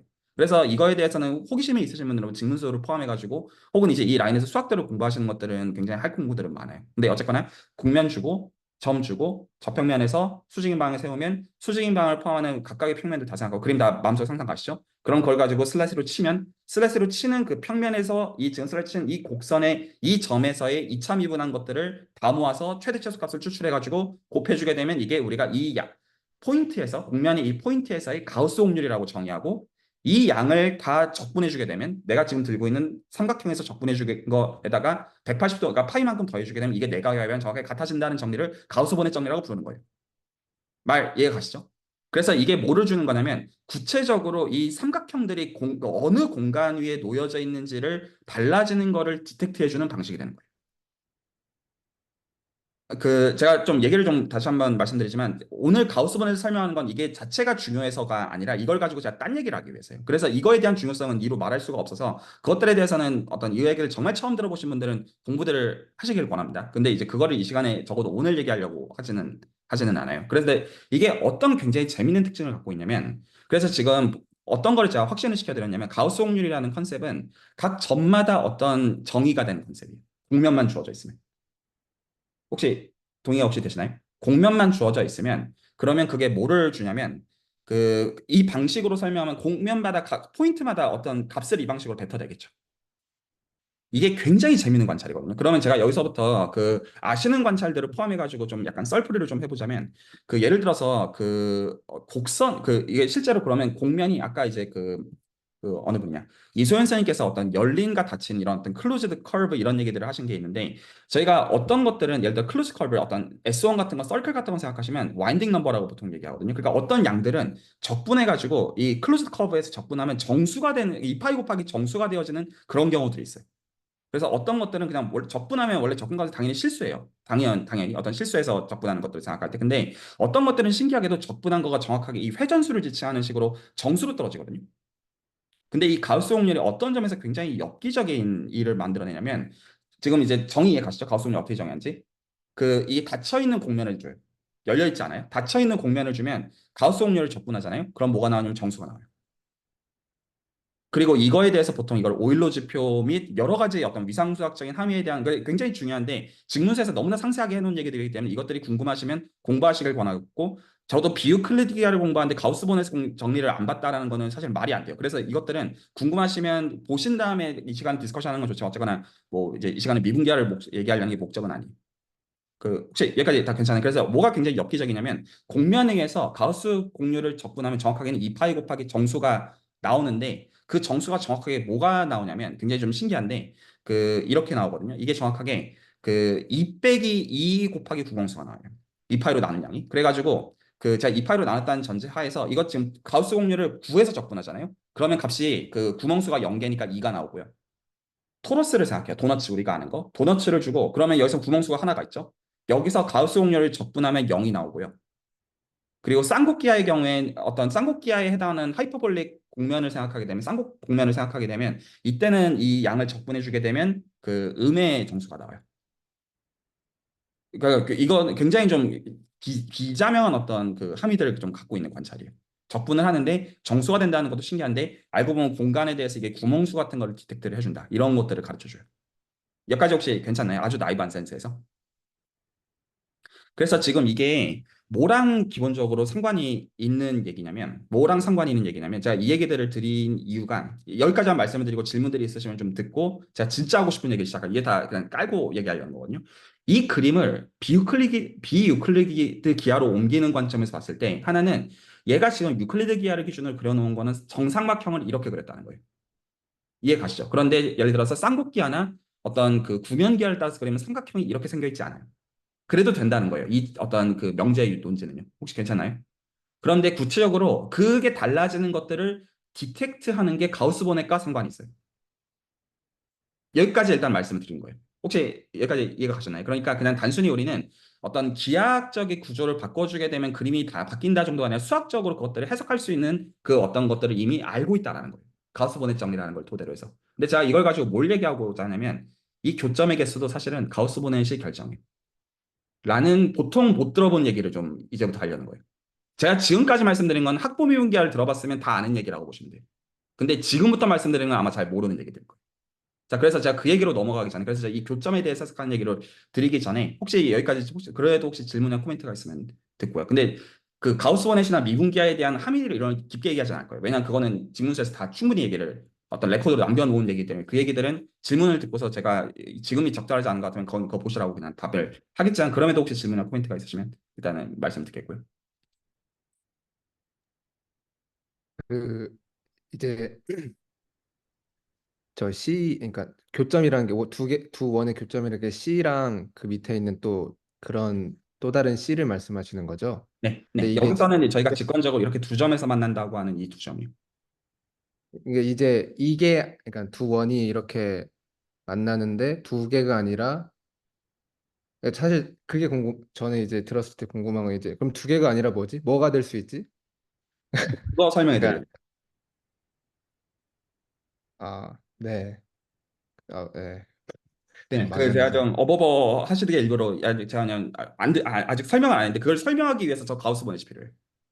네, 그게 제가 말하고 싶은 건 이게 아예 상상도 안 된다는 거예요. 그러니까 두 개가 아니면 뭐가 될 수 있지가 그러니까 구체적으로 아예 상상이 안 된다는 걸 그냥 얘기하고 싶었어요. 네. 이게 나중에 파스칼 정리의 증명을 이 시간에 얘기할 때도 나올 거라 가지고 제가 이거를 깔아놓은 것도 있는데 이걸 보통 배주 정리라고 부릅니다. 그 스테이트먼트는 알려드릴게요. 그래서 이게 요거를 보시면 되고, 근데 지금 이걸 읽으라고 말씀드리는 건 아니고 제가 오늘 설명해드리고자 하는 거는 배주 정리를 보통 이제 어떤 그 표준적으로 공부하는 거랑 좀 다른 방식으로 좀 설명을 좀 해드리려고 생각하는 거예요. 네, 혹시 또 다른 또 질문이나 코멘트 있으면 또 듣고요.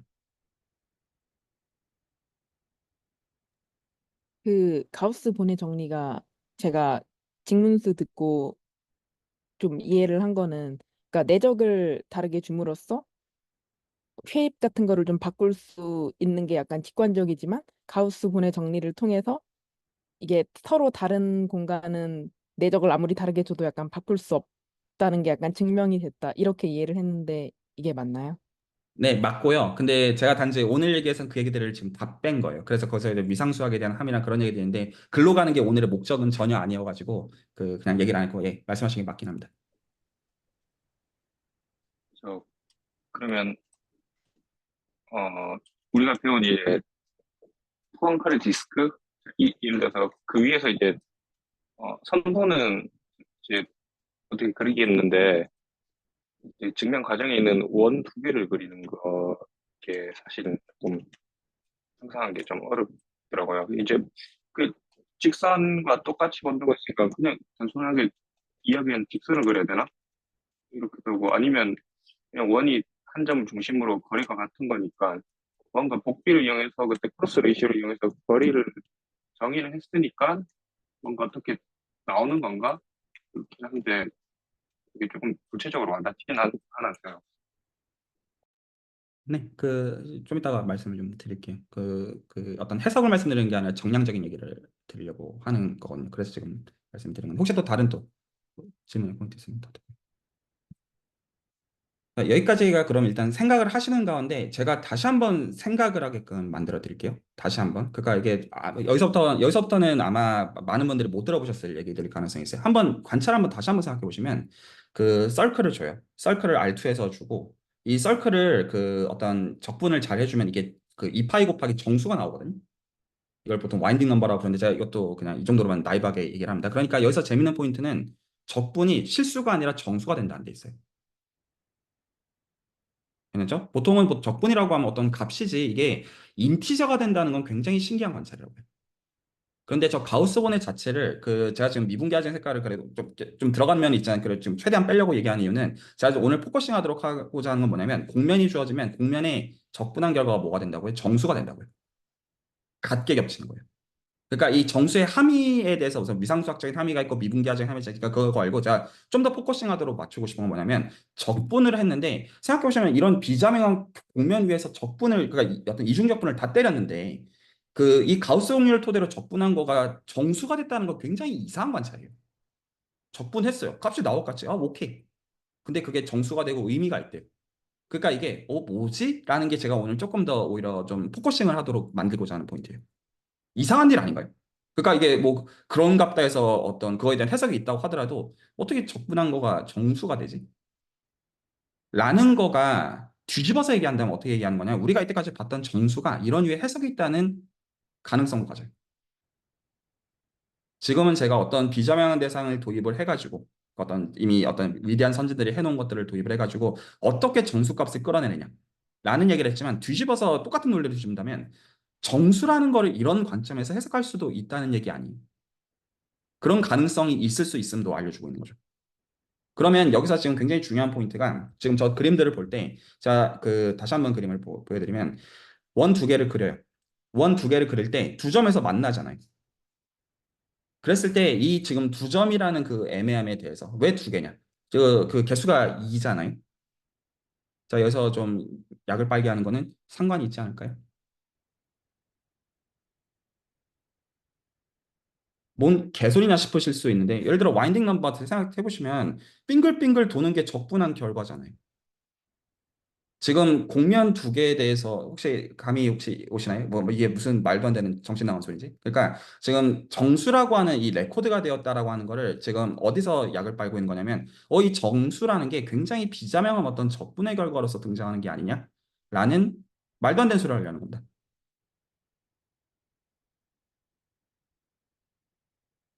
실제로 맞고요. 이게 그래서 그 대수기하에서 지금도 굉장히 액티브한 필드인데 이걸 보통 인터섹션 티어리라고 보통은 호칭을 해요. 어떤 대수기하 쪽에서 이쪽 방향으로 공부를 하시는 분들은요. 수리물리 쪽으로도 중요한 필드고요. 자, 그러면 이거 어떻게 생각하는지를 좀 말씀을 좀 드릴게요. 지금 원 두 개 있죠. 원 두 개. 그러면 이 원을 저희가 보았던 관점에서는 R2에서의 그림으로 보고 있었던 거죠. 저 그림을 볼 때는요. 근데 이제 그 자유도가 있음에 대해서 알고 있어요. 저희는 이 공간을 뭘로 바꿔도 돼요? 사용평면을 바꿔도 돼요. 다 동의하시죠? 예를 들어서 원을 x제곱 더하기 y제곱은 1로 봤으면 이제 더 이상 그렇게 바꿀 필요 없이 뭐 어떻게 바꾸면 돼요? 오메가라는 걸 도입해서 오메가분의 x, 오메가분의 y로 바꿔주게 되면 실제로 변수가 몇 개짜리? 세 개짜리. 그래서 원을 어떻게 바꿀 수 있어요? x제곱 더하기 y제곱은 오메가 제곱으로 바꿀 수 있다는 거 다 동의가 혹시 되시나요? 그러면 원이 지금 두 개가 있어요. 원이 두 개가 있다는 거를 지금 유클리드 평면일 필요가 없다는 것들도 이제 다 동의를 하신 상태고 다른 어떤 유도리가 있음에 대해서 동의하시는 가운데 그럼에도 불구하고 이거를 사형평면으로 저희가 옮길 수 있다는 걸 알고 있어요. 말 이해 가시죠? 그래서 사형평면에서 W가 1인 슬라이스를 보는 게 저 그림이라고 보면 그렇게 해석해도 된다는 것들을 저희가 논리적으로 모순이 없다는 걸 동의했다는 거예요. 혹시 이해가 가셨나요? 그러면 실제로 저희가 저 원들을 그렸을 때 원들을 그린 거에 대해서 생각을 다시 한번 해보시면 원에 대해서 실제로 저희가 들고 있는 건 방정식이에요. 그리고 우리가 중고등학교 때 했었던 직선과 2차 곡선이 주어질 때 판별식을 토대로 해가지고 교점을 구했던 그 로이선이 보다 결국 저 교점이라는 것도 그런 녀석이죠. 그랬을 때 저 배주 정리라는 저 정리가 뭐를 가르쳐 주냐면 배주 정리는 뭐냐면 그러면 이 각각의 곡선들은 차수가 정해지죠. 사실 이 차수는 각 항들이 언제나 같습니다. 지금 보시면 x제곱, y제곱, w제곱에서 각각의 차수는 2차, 2차, 2차죠. 그래서 그 사형 평면에서 지금 우리가 집합을 뭘로 표현한 거냐면 다항식의 해집합으로 표현한 거예요. 각각의 원들이 있으면요. 동의 혹시 되시나요? 그러면 지금 우리가 이 기하학적인 대상들을 방정식으로 표현하면 차수가 사실은 정해져요. 다항식의 차수가 정해져요. 그러면 교점은 배수 정리가 뭐를 가르쳐주냐면 교점은 이 각각의 최고창이라는 말이 좀 웃기는 말인데 차수의 곱보다는 곱이 최대값이다. 이게 배수 정리. 그래서 지금 보면 원 두 개는 각각의 차수가 2차, 2차죠. 2차, 2차죠. 그랬을 때 이게 정확하게 이 두 개가 만나는 교점은 n모스트 몇 개냐? n모스트 각각의 디그리 곱이다. 그래서 최대 몇 개에서 만날 수 있냐면 4개에서 만날 수 있어요.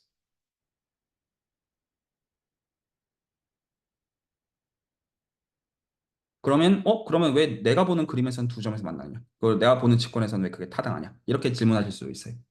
맞죠? 굉장히 타당한 그림이잖아요. 원 딱 해가지고 딱 두 점. 이렇게 생각하는 게 아무 어떤 직관상의 어떤 이질감이 없었는데 지금 제가 관점을 슬쩍 바꾼 거가 어떻게 바꿨냐면 분명히 원이라고 하는 걸 방정식의 관점에서 볼 수가 있고 맞죠? 그런데 이거를 다항식의 해집합으로 보는 게 가능하죠? 사형평면 내에서. 그러면 이것들이 각각의 다항식을 결정해요.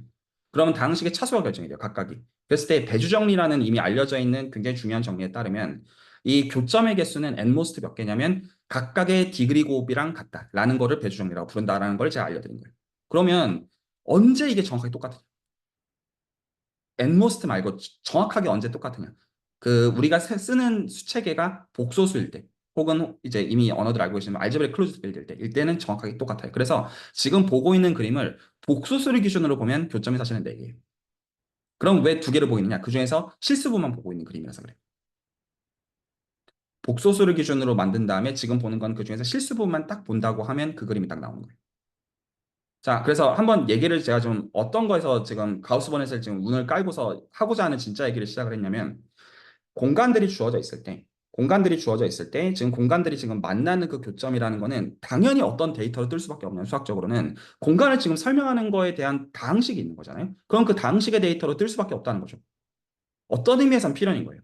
그러니까 우리가 보는 그림이라고 하는 생각은 우리의 생각의 방식일 뿐이지 실제로 들고 있는 데이터는 각각의 다항식을 들고 있는 데이터잖아요. 그럼 이 교점의 개수라고 하는 이 굉장히 중요한 데이터도 이 다항식들의 데이터로 떠는 게 맞는 거가 아니겠어요? 한편으로 말한다면. 왜냐면 이게 갖고 있는 진짜 수학적 실체니까요. 그랬을 때 교점의 개수는 정확하게 뭐가 되냐면 이 차수들의 곱에 해당하는 거가 된다.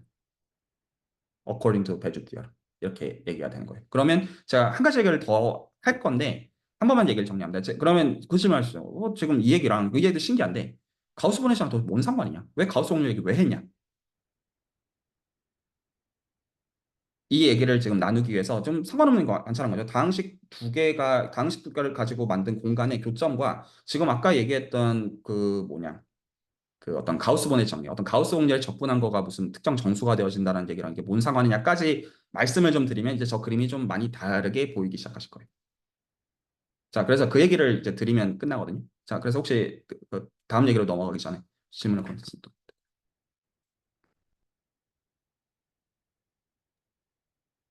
그 아까 배주정님 말씀하실 때 그 최대항의 곱비 그러니까 x제곱 예를 들어 그냥 x제곱 플러스 y제곱은 1이라는 원이 있을 때 그게 두 개 있기 때문에 각각의 x제곱 y제곱이 2차고 그리고 또 하나의 원도 2차고 그냥 더해서 최대 4개가 된다는 말씀이신가요? 아니면 그냥 원이 하나가 있는데 x제곱 플러스 y제곱에 x의 2승이고 y의 2승이고 합쳐서 최대 4승 4니까 뭐 4개가 될 수 있다는 말인가요? 그러니까 그게 어, 지금 지금 두 가지가 엮여 있어가지고 한 번만 교통 정리를 좀 하고 가면 그 배주 정리의 스테이트먼트는 정확하게 어떻게 되냐면 그 다항식의 해집합으로 표현되는 공간이 두 개가 있을 때 이거 두 개가 몇 점에서 만나느냐가 배주 정리거든요. 그러면 이게 최대 몇 점에서 만날 수가 있냐면 각각의 다항식의 차수의 곱이 만날 수 있는 교점 개수의 최대이다 라는 정리이고 이게 언제 정확하게 그 이 다항식 두 개의 차수의 곱의 개수에서 만나냐면 다항식을 복소 개수를 갖는 다항식으로 간주할 때 그렇게 돼요. 이게 무슨 얘기냐면 x제곱 더하기 y제곱은 1이라는 방정식 예를 들어 실수 기준으로 본다면 이건 그냥 단순히 썰클이니까 1차원 대상이잖아요. 근데 이거를 복소수 기준으로 본다면 이거는 공면이라고 봐야지 맞죠? 왜냐면 x랑 y가 복소수라고 보는 관점이 되면 x랑 y는 각각씩 실수를 기준으로는 변수가 두 개인 거잖아요. 그리고 방정식이 하나가 있으니까 실제로는 결과적으로는 이 릴레이션도 사실 실수분랑 허수를 결정하는 거니까 공면이라고 보는 게 우리가 보는 실수 세계관에서는 맞아요. 그래서 복소수를 기준으로 봐가지고는 교점이 4개가 되는 건데 우리가 보는 건 그중에서 실수 부분만 추출해서 보는 그림으로서 2개가 된다라고 생각하면 문제가 없다는 거예요. 말이 혹시 전달이 되나요? 그러니까 제가 생각하고 있는 게 아마 아닐 것 같아요. 왜냐하면 이게 그러니까 그 복소수로 했을 때, 그러니까 x제곱 플러스 y제곱은 저희가 R2에서 그리는데 이걸 복소수로 확장하는 순간 이게 4차가 되는 거예요? 아니죠. x랑 y에다가 실수를 집어넣게 되면 썰클인데 네, x랑 y에다가 복소수를 집어넣게 되면 그러면 실제로는 독립변수의 개수는 4개예요. 그리고 방정식이 2개예요.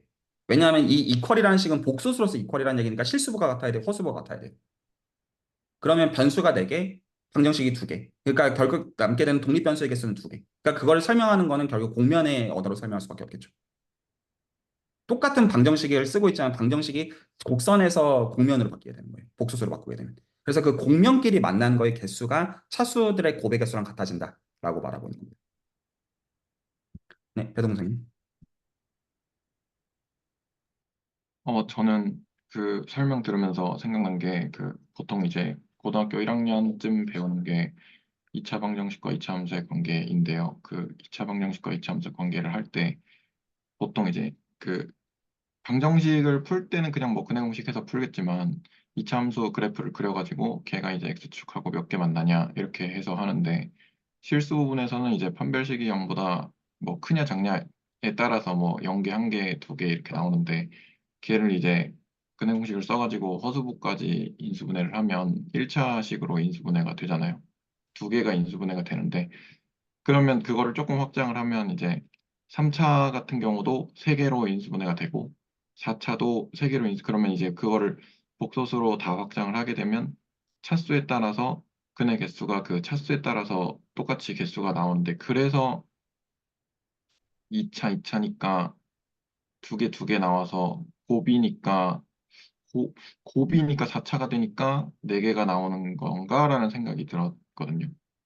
이거는 좀 혹시 그 대수적인 도구들을 좀 힘입어야 되는 건데 그가 좀 돌고 도는 게 분명히 있긴 해요. 그러니까 지금 말씀하신 어떤 대수학의 기본 정리, 약간 이런 건 다 관계가 있고 근데 이제 한두 마디로 사실 말씀드릴 수 있는 게 없어서 제가 일단은 팩트로서 이렇게 되고 이 링크가 어떻게 되어지는 것들은 그 어떤 5분 안에 할 수 있는 얘기들은 거의 없는 것 같아요.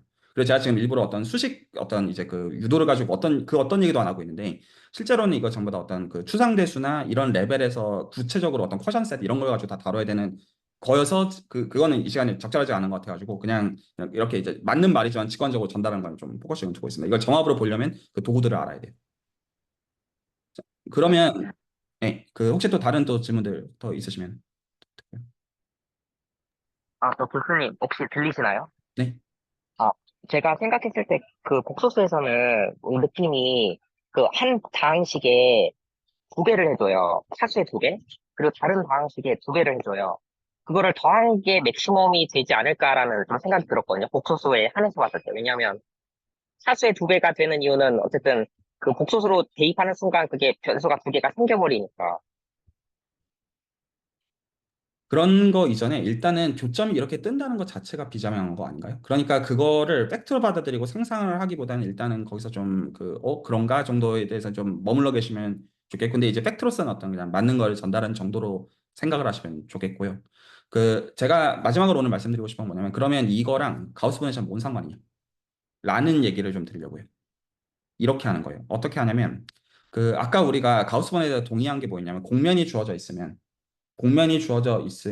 그 공면에 대해서 뭐를 할 수가 있어요? 각 점마다 가우스 곡률을 추출하는 게 가능하죠. 아까 이해 가시죠? 공면 주면 포인트 주고 저평면에서 외부 방향 주고 외부 방향을 포함하는 평면들이 있으면 그것들마다 슬라이스를 다 쳐서 곡선을 만들면 그 곡선의 2차 미분계수를 토대로 해가지고 그 휘어점을 어떤 알고 있으니까 그것들을 모든 이 슬라이스를 치는 것들마다 다 모아서 민맥스를 곱해주게 된 거가 이 점에서의 가우스 곡률의 정의이고, 이거를 실제로 공면에서 적분하게 되면 특정 정수가 나온다.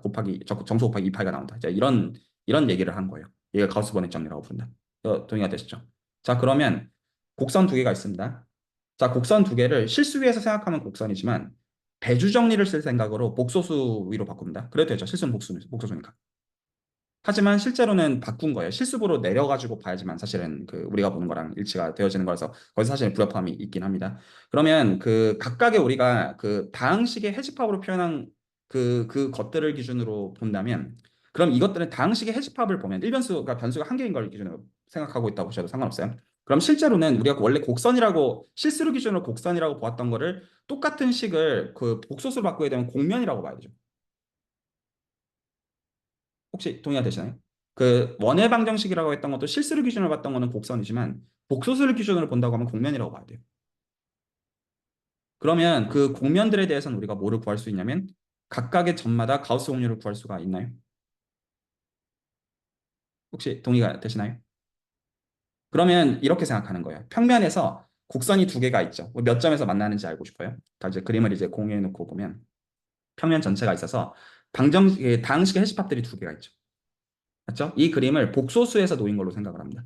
생각을 하면 실제로 그러면 우리가 뭐를 할 수가 있냐면 이 각각의 이 지금 공면, 이제 공면이라는 단어 이해 가셨나요? 복소수를 기준으로 봐니까 제가 지금 공면을 보고 있는 겁니다. 각각의 공면과 각각의 공면이 더 큰 어떤 공간에 놓여져 있는 거라고 생각하는 거죠.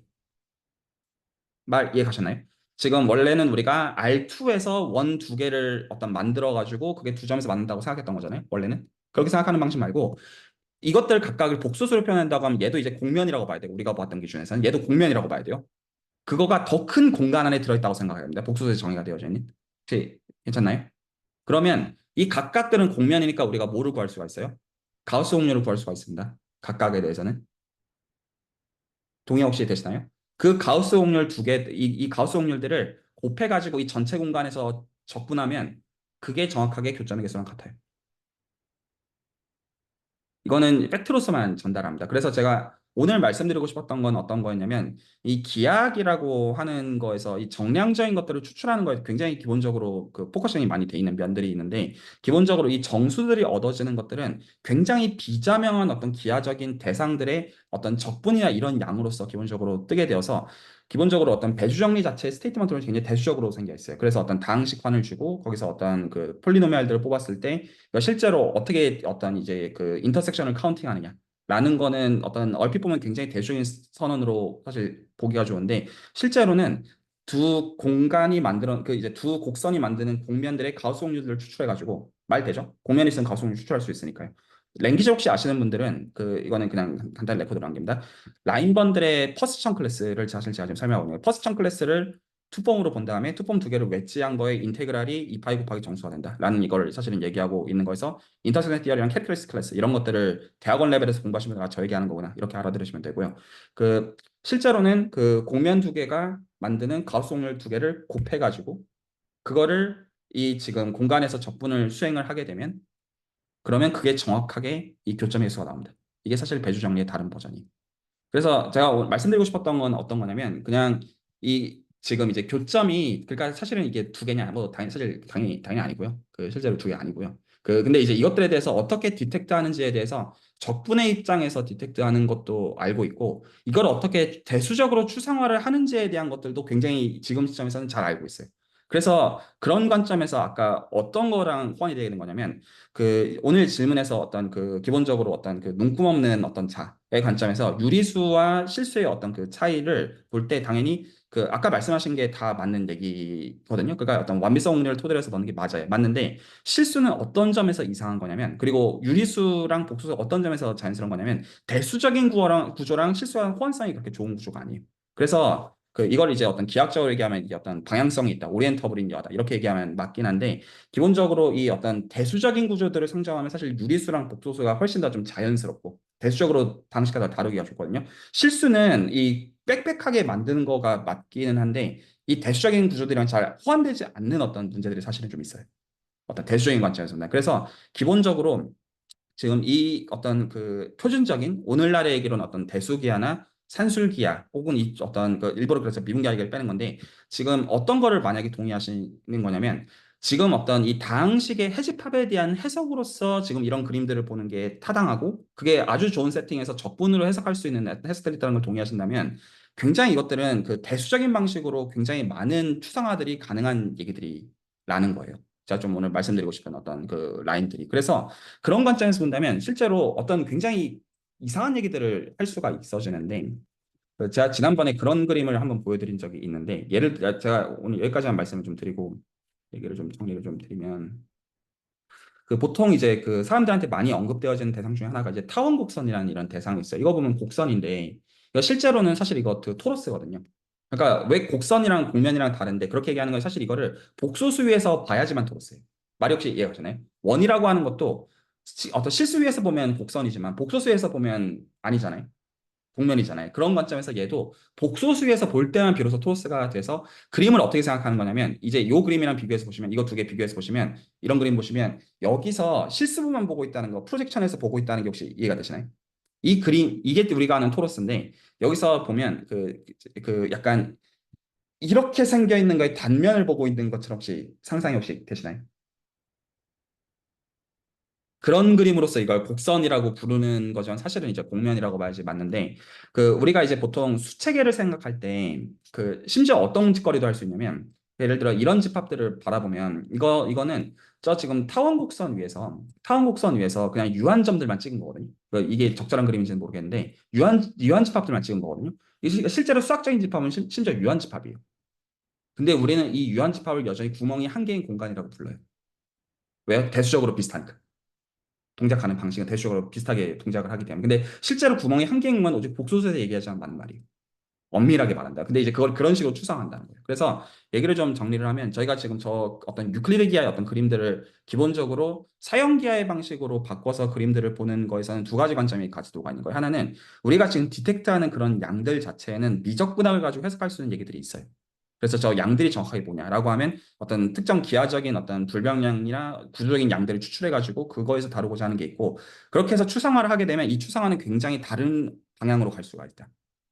그래서 실제로 이게 어떤 실수나 복소수로 국한되어지는 얘기도 아닌 굉장히 다른 어떤 사칭 연산이 가능한 어떤 그 구조 가운데서도 이런 얘기들을 다 할 수가 있고, 심지어는 유한집합 가운데서도 이런 얘기들을 할 수가 있어. 근데 보면 뭔 소리인지 싶은 거죠. 어떤 유한집합인데 구멍이 한 개래. 뭔 소리냐. 이건 그 함의를 생각해야지 이해가 가는 게 아니라 어떤 방식으로 추상화가 나왔는지를 봐야지만 이해가 가는 거예요. 그래서 저는 보통 어떻게 공부하는 게 맞다고 개인적으로 믿냐면, 일단은 적분해서 뭔지를 봐야 돼요. 이 대상이. 적분해서 뭔지를 본 다음에 적분해서 본 거를 어떻게 대수적으로 추상화, 어떤 방정식 레벨에 추상하는지를 보고, 그 다음에 이제 거기서 추상화되는 어떤 가져갈 수 있는 걸 가져가면 그냥 그 외교로 되는 거가 나오는 거라고 보면 얼추 같고. 네, 그래서 제가 오늘 말씀드린 왜 우리가 저 교점의 개수에서 가우스 번역을 왜 얘기하냐? 왜냐하면 그 교점이 전체 공간에서 이 두 공간을 토대로 만든 가우스, 그 이제 가우스 확률들을 곱한 거에서 적분한 게 저 교점의 개수랑 같기 때문이다. 이거는 보통 학부에서 미분기하를 배울 때 모르는 얘기예요. 보통 미분기하 배우면 제가 딱 직문수 15강에서 해주는 얘기까지만 보통은 아는 얘기들이고요. 예, 좀 신기하죠. 그리고 이 방향에서는 어떤 인터섹션 티어리라고 하는 굉장히 비자명한 어떤 수학으로 연결되어지는 가장 어떤 이제 프로토타입에 대한 그 관찰들이 되어진다. 네, 혹시 저는 오늘 말씀 다 드렸고요. 혹시 질문이나 코멘트 있으면 듣고 하면 될 것 같습니다.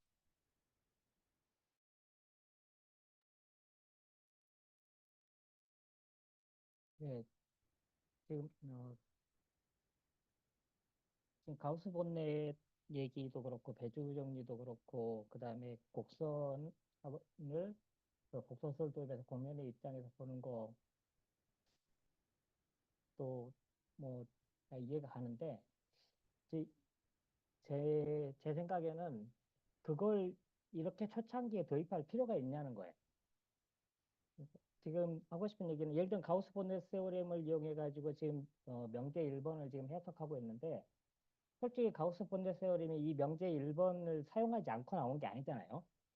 명제 1번을 포함한 수없이 많은 것을 바탕으로 해서 가우스 본넷 세오렘이 나왔는데, 그걸 이용해서 명제 1번을 해석한다는 게 어떻게 보면은 그냥 토이 이그젠플로 그냥 그 다루는 건 좋은데, 이것을 그렇게까지 일반화한 관점에서 지금 해석을 해야 하냐. 그리고 지금 이 대수방정식으로 우리가 뭔가를 해석한다는 것은 지금 유클리드 관점이 아니거든요.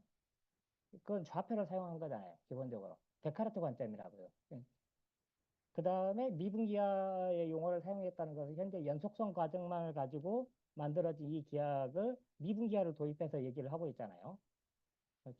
그러니까 좀 이런 표현이 맞는가 모르겠는데, 모기를 잡으려고 핵폭탄을 지금 던지는 거라고요. 그래서. 그렇게까지 저는 할 필요가 있냐 하는 그런 생각이 솔직히 들어요. 그리고 어, 유클리드 조금 예를 들면 쌍곡기하라든지 사형기하라든지 이런 것에 대해서 지금 수식을 통해서 저는 기본을 갖추지 않은 상태에서 이런 얘기는 지금 공허하다고 생각을 해요. 그래서 수식은 따라갈 수 없다고 생각을 할 수도 있는데 저는 그렇게 생각하지 않거든요. 수식이라는 것이 항상 있어야 우리가 정확하게 이해하는 거고, 거기에서 수식을 따라가지 못하면 사실 가우스 버전식 무슨 의미가 있겠어요? 그 뒤에 나오는 게 아무 의미가 없잖아요. 그렇죠? 그래서 기호 감상하는 것도 아닌데, 이제, 그런 의미에서 저는 앞으로 제가 지금 명제 1번인데 다음 명제도 계속 이런 식으로 해석을 할까 지금 솔직히 그 걱정이 돼요. 저는 그러면은 어, 어, 뭐랄까 일단은 제가 생각했던 범위에서 지금 이, 이 영상에서 제가 기대했던 거하고는 좀 많이 다른 것 같아요. 일단은 그게 있고요.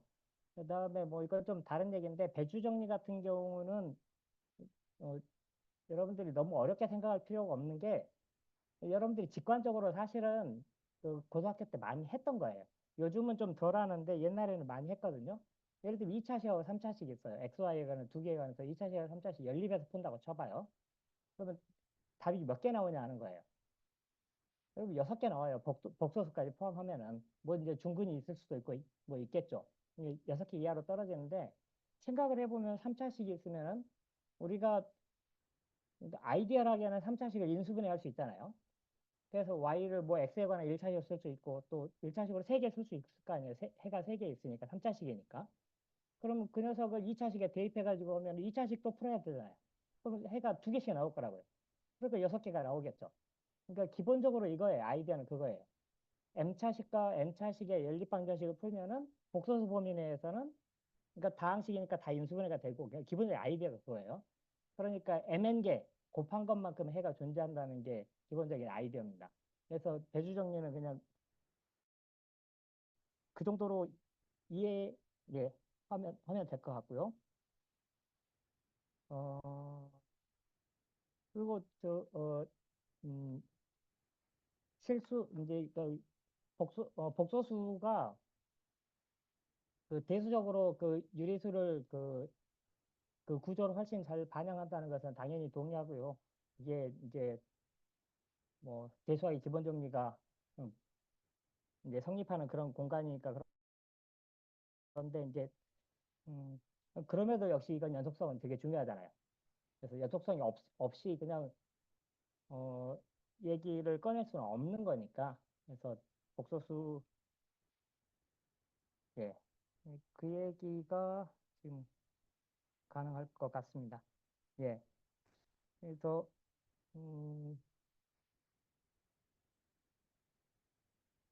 뭐 일단은 이 정도로 얘기하겠습니다. 네, 다 너무나 타당한 포인트의 코멘트라고 생각을 해서 저는 지금 말씀하신 거에 대해서는 레코드 마치고 그 어떤 그 제안들을 따를게요. 단순하게. 그래서 일단 이제 소개를 좀 해드린 건데 저도 핵폭탄이라는 거에 100만 번 동의를 하고 공허할 수 있다는 것도 100만 번 동의를 해서 거기에 대해서 그 이제 이따가 좀 레코드 마치고 어떤 참석자들이 제가 의향을 따라서 그걸 이제 존중하는 방향으로 얘기를 나누면 어떨까 싶습니다. 네. 혹시 또 다른 포인트도 있으면 되고요. 질문이 있는데, 예를 들어서 다항식 두 개를 교집합해가지고 만들어진 그 다항식이 x, y에 관한 2차식이라고 했을 때, 근데 x, y 각각이 복소수를 넣으면 4차식이 되잖아요. 아니, 그러니까 4차 공간이 되잖아요. 4차원 공간 안에 있는 그 방정식이 될 텐데, 그러면 그 교차점을 연립한 그 다항식을 공면으로 볼 수가 있고, 근데 그 공면을 그리고 싶은데 4차원 공간 위에서 그리는 거 말고 어쨌든 2차원 공면이니까 이걸 3차원 공간 안에 그릴 수가 있나? 이게 제 궁금합니다. 네, 이거 다 표현 가능해요. 그래서 이제 공간들이 인터섹션을 취한다는 것 지금 내가 대수적으로 다 표현이 되는 거여서 그 어떤 주어져 있는 이건 포멀한 답을 그냥 드리면 그냥 다항식의 아이디얼들을 봐서 그 아이디얼들을 가지고 인터섹션을 취한다는 건 텐서 프로덕트를 한다고 해도 되고요. 아이디얼들을 합을 한다고 해도 돼요. 다 하는 방법들이 대수적으로는 다 잘 정립이 되어 있어요. 저쪽에서는 이제 하나하나 가르치는 것들이고요.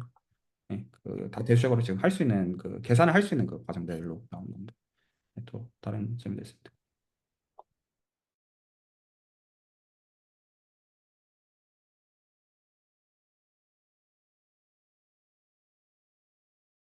네, 너무 외계어를 떠든 걸 수는 있는 것 같아요. 네, 그래서 혹시나 너무 이제 헛소리 같이 느껴졌으면 죄송하고요.